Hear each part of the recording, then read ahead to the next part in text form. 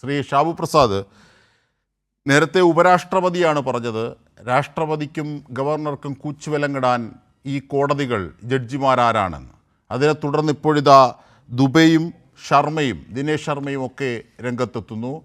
കോടതികൾ ഇങ്ങനെ പ്രവർത്തിച്ചാൽ നിയമനിർമ്മാണ സഭകൾ അടച്ചിടേണ്ടേ എന്ന് വരെ ചോദിക്കുന്നു. രാജ്യത്ത് സംഘർഷമുണ്ടാക്കുന്നത് സാക്ഷാൽ ചീഫ് ജസ്റ്റിസ് തന്നെയാണെന്ന് പറയുകയാണ് MP ആയ ഒരു മനുഷ്യൻ പരസ്യമായി. ഏതിലേക്കാണ് കാര്യങ്ങൾ എത്തുന്നത്? ഇത് ശരിയോ? ഉപരാഷ്ട്രപതി നമ്മുടെ ഭരണഘടനയുടെ ഒരു അതോറിറ്റിയാണ്. രാഷ്ട്രപതി കഴിഞ്ഞു കഴിഞ്ഞാൽ ഭരണഘടനയുടെ അതോറിറ്റിയാണ് രാജ്യത്തിന്റെ. പക്ഷെ ഈ MP-മാർ അവർ പറഞ്ഞത് അത് അവരുടെ BJP വളരെ രൂക്ഷമായ അല്ലെങ്കിൽ വളരെ ക്ലാരിറ്റിയോടുകൂടി തന്നെ പറഞ്ഞിട്ടുണ്ട്. അത് അവരുടെ വ്യക്തിപരമായ അഭിപ്രായമാണ്. BJP ഇത് ഓൺ ചെയ്യുന്നില്ല. അതുമാത്രമല്ല, ശക്തമായ താക്കീതോടുകൂടി തന്നെ തങ്ങളുടെ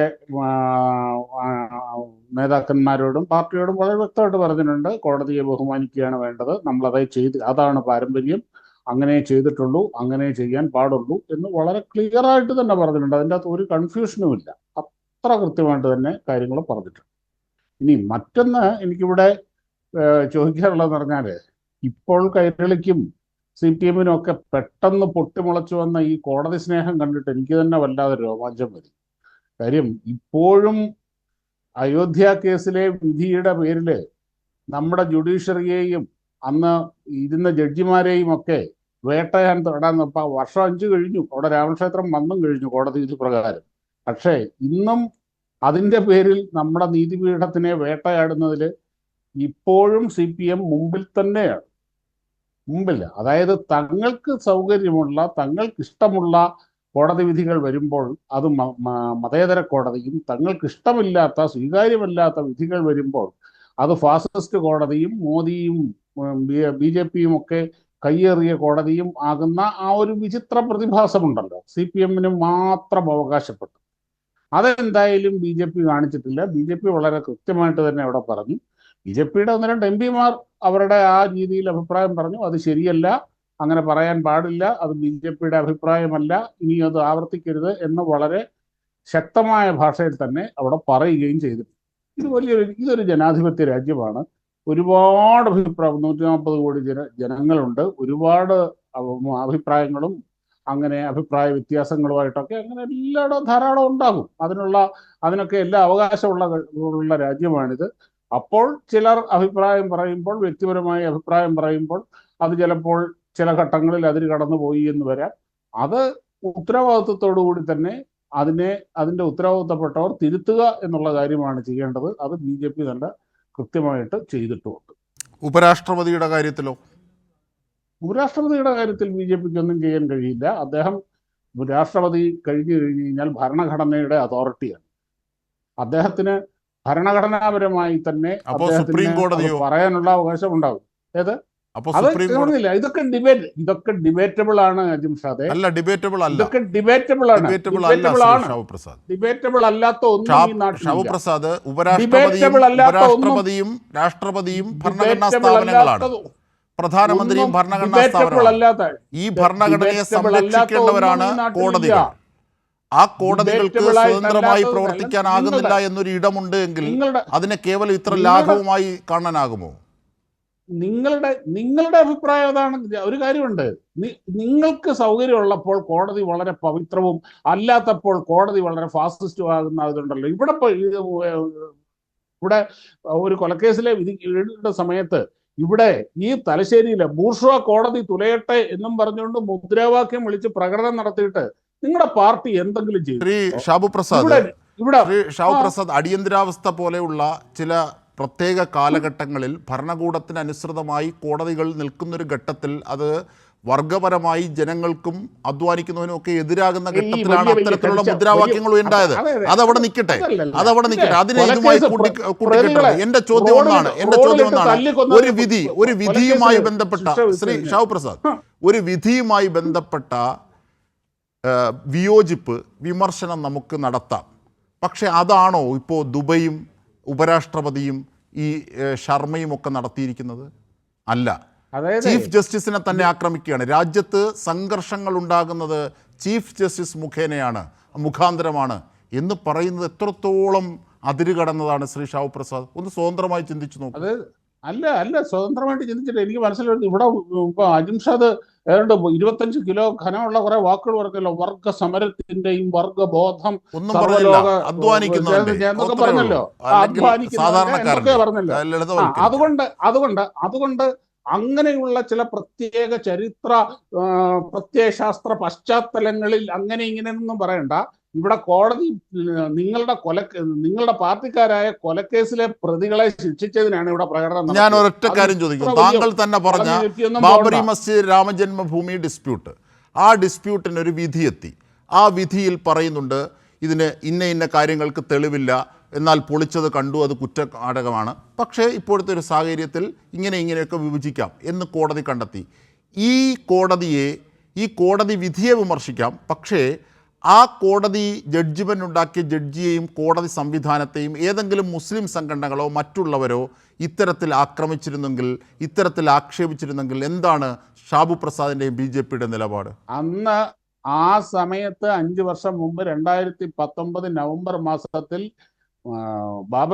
ഈ രാമജന്മഭൂമി ബാബറി മസ്ജിദ് കേസിലെ വിധി വരുന്ന സമയത്ത് CPM അടക്കമുള്ള സർവ്വ പ്രസ്ഥാനങ്ങളും, സംഘപരിവാർ BJP ഒഴിച്ചുള്ള സർവ്വ ആൾക്കാരും, അതിൻ്റെ അകത്ത് മുസ്ലിം സംഘടനകളുണ്ട്, എല്ലാവരും ഉണ്ട്, ആ കോടതി വിധിയെ നിശിതമായി വിമർശിക്കുകയായിരുന്നു. മാത്രമല്ല ഈ ജഡ്ജി ഇവിടെ കോർട്ടലക്ഷ്യമൊന്നുമില്ല ഇവിടെ. പിന്നെ അതുപോലെ ഈ ജഡ്ജിമാർക്ക് റിട്ടയർമെന്റിന് ശേഷം BJP എന്തൊക്കെയോ ബെനിഫിറ്റ് കൊടുത്ത് അവരെ പ്രലോഭിപ്പിച്ചാണ് ഈ വിധി പറയിച്ചത് എന്നും നിങ്ങൾ പറഞ്ഞിട്ടുണ്ട്. അല്ല, ഞാൻ ഒരു കാര്യം ചോദിക്കട്ടെ. അത്തരം രീതിയിൽ കോടതിയെ ആരാക്രമിച്ചാലും അത് ശരിയാണോ? കോടതിയെയും ജഡ്ജിമാരെയും കോടതി സംവിധാനങ്ങളെയും അതിരുവിട്ട് ആ രീതിയിൽ ആക്രമിക്കുന്നത് ശരിയാണോ? അതിന്റെ ഏറ്റവും മൂർത്തിമത് ഭാവമല്ലേ ഇപ്പോൾ കണ്ടത്? ബാബറി മസ്ജിദ് രാമജന്മഭൂമി ഡിസ്പ്യൂട്ടുമായി ബന്ധപ്പെട്ട് വന്ന വിധിയിൽ ജഡ്ജിമാരെ ഇவ்விധത്തിൽ മറ്റാരെങ്കിലും വിമർശിച്ചിരുന്നെങ്കിൽ ഷാബു പ്രസാദ് അടക്കമുള്ള BJPക്കാർ അല്ലെങ്കിൽ BJP സഹയാത്രികർ ഒക്കെ പറയുന്നത് എന്തായിരിക്കും? അവർ രാജ്യദ്രോഹികളാണ് എന്നാണ്. എന്തുകൊണ്ട് ദുബൈയുടെയും ശർമ്മയുടെയും കാര്യത്തിൽ അത് പറയുന്നില്ല? അതാണല്ലോ ദുബൈയുടെ ശർമ്മയുടെ കാര്യത്തിൽ പറഞ്ഞത്. വ്യക്തിപരമത്രേ, എന്തൊരു മധുരകരമായാണ്, വ്യക്തിപരമാണെന്ന്. അങ്ങനെയല്ലല്ലോ. അവർ പറഞ്ഞത് തെറ്റാണ്, അത് ആവർത്തിക്കരുത്, അവർക്കെതിരെ നടപടി ഉണ്ടാകണം എന്ന് പറഞ്ഞോ? അവർക്കെതിരെ BJP നടപടി എടുക്കുന്നത് പറഞ്ഞോ? അവരോടത് ചെയ്യാൻ പാടില്ല, നിങ്ങൾ ചെയ്തത് തെറ്റാണ്, ഇത് ആവർത്തിക്കാൻ പാടില്ല എന്ന് വളരെ ക്ലിയർ ആയിട്ടുള്ള ഭാഷ പറഞ്ഞു. ശരി. പക്ഷേ ഉപരാഷ്ട്രപതിയുടെ കാര്യത്തിലോ? ഉപരാഷ്ട്രപതി ഭരണഘടനാ സ്ഥാപനമാണ്. അതുകൊണ്ടെന്താ കോടതിക്കെതിരെ പറയുന്ന ആ രീതി ശരിയല്ല? കാരണം ഉപരാഷ്ട്രപതി ആരാണ്? ഉപരാഷ്ട്രപതി? ഭരണഘടനാ സ്ഥാപനമാണെങ്കിലും ഉപരാഷ്ട്രപതിയുടെ രാഷ്ട്രീയം എന്താണ്? അതിന്റെ ഉത്തരവാദിത്വം BJPക്ക് ധാർമ്മികമായില്ലേ? ഉപരാഷ്ട്രപതിയുടെ സ്ഥാനം എന്ന് പറയുന്നത് ഈ പറയുന്ന പോലെ അങ്ങനെ പറയാൻ പറ്റുന്ന BJP മെമ്പർമാരുടെ കാര്യത്തിൽ പറയുന്നത് മാതിരി ഉപരാഷ്ട്രപതിയുടെ കാര്യത്തിൽ BJPക്ക് പറയാൻ കഴിയില്ല. ഉപരാഷ്ട്രപതിയുടെ നിലപാടിനോടോ BJPയുടെ യോജിപ്പുണ്ടോ? അത് പറയാലോ. ഉപരാഷ്ട്രപതിയെ തിരുത്തുന്നില്ല, ശരി. ഉപരാഷ്ട്രപതി പറഞ്ഞ നിലപാടിനെതിരെ BJP എന്താ പറഞ്ഞത്?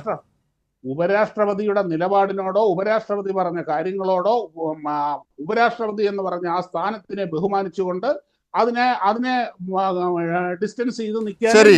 അല്ല, ഉപരാഷ്ട്രപതിയെ എതിർക്കേണ്ട, നിങ്ങൾ ഭരണഘടനാ സ്ഥാപനമായി കാണുന്നത് കൊണ്ട്. പക്ഷേ എതിർക്കേണ്ട ആവശ്യകത നിയമവിരുദ്ധമല്ല എങ്കിൽ പോലും പോട്ടെ, വാദത്തിന് വേണ്ടി താങ്കളുടെ വാദം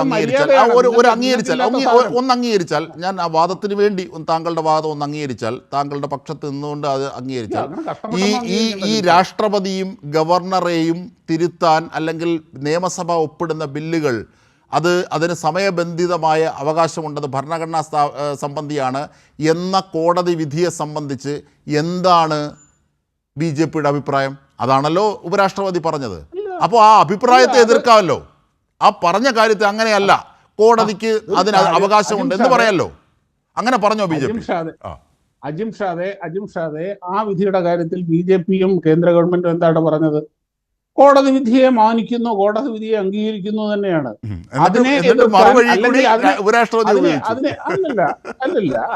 അങ്ങനെ ഉപയോഗിക്കാൻ പറ്റുന്നത് അത് നിങ്ങൾക്ക് പരിചയമുള്ള കാര്യങ്ങളാണ് ഇതൊക്കെ. എന്നിട്ട് ഇനി അതിന്റെ റിവ്യൂ പെറ്റീഷൻ, ആ രീതിയിൽ നിയമത്തിൻ്റെതായ വഴികളുണ്ട്. അങ്ങനെയാണ് പോകുന്നത്. അതേ പറ്റൂ, അല്ലാതെ ഇന്ത്യൻ സിസ്റ്റത്തിൽ അതേ പറ്റൂ. അതേ അതിനെ അട്ടിമറിക്കാനുള്ള സാധ്യത ഇപ്പോൾ ബിജെപിക്ക് ഇല്ല. അല്ലാതെ കോടതിക്കെതിരെ കൊലവിളിയായിട്ട് തെരുവിലിറങ്ങാനൊന്നും ബിജെപി നിന്നിട്ടില്ല, ഒരു കാലത്തും ചെയ്തിട്ടില്ല. അത് നിങ്ങളെ ചെയ്തിട്ടുള്ളൂ. നമ്മൾ ശബരിമല വിധിയുടെ ആദ്യഘട്ടത്തിൽ കണ്ടതാണ്. ജനങ്ങളെ ഓർമ്മശക്തിയെ പരിഹസിക്കരുത്. ഞാൻ തീർത്തിട്ട് പോകേണ്ട കാര്യമില്ല. ഇല്ല അല്ല, ഞാൻ പറഞ്ഞതേ ഉള്ളൂ, ഒന്ന് ഓർമ്മിപ്പിച്ചതേ ഉള്ളൂ. താങ്കൾക്കും എനിക്കും കണ്ടുകൊണ്ടിരിക്കുന്നവർക്കും ഒക്കെ അറിയാം എന്താണ് ശബരിമലയുടെ ആദ്യഘട്ടത്തിലുള്ള വിധിയുടെ പശ്ചാത്തലത്തിൽ രൂപപ്പെട്ടതെന്ന്. ഹൈക്കോടതിയുടെ അല്ല, സുപ്രീം കോടതിയുടെ. ഓർമ്മിപ്പിച്ച സ്ഥിതിക്ക് നമുക്ക് സീരിയസ് ആയിട്ട് തന്നെ വേണ്ട, അത് വിഷയം മാറിപ്പോകുമല്ലോ. ആ കുതന്ത്രം കയ്യിലിരിക്കട്ടെ. ഞാനൊന്ന് ഓർമ്മിപ്പിച്ചതേ ഉള്ളൂ. താങ്കൾക്കും എനിക്കും കാണുന്ന ജനങ്ങൾക്കും അറിയാം. ഞാൻ തിരിച്ചെത്താം. അത് നിങ്ങളാണ്. അല്ലല്ല, അത് നിങ്ങളാണ് ഓർമ്മിച്ചത്, ഞാനല്ല. അത് ഓർമ്മിപ്പിച്ച സ്ഥിതിക്ക് ഓർത്തേ പറ്റൂ. ഒന്ന് ഓർത്തോളൂ, ഒന്ന് ഓർത്ത് കൈ വെച്ചോളൂ. അല്ലല്ല, ഞാൻ പറയാം.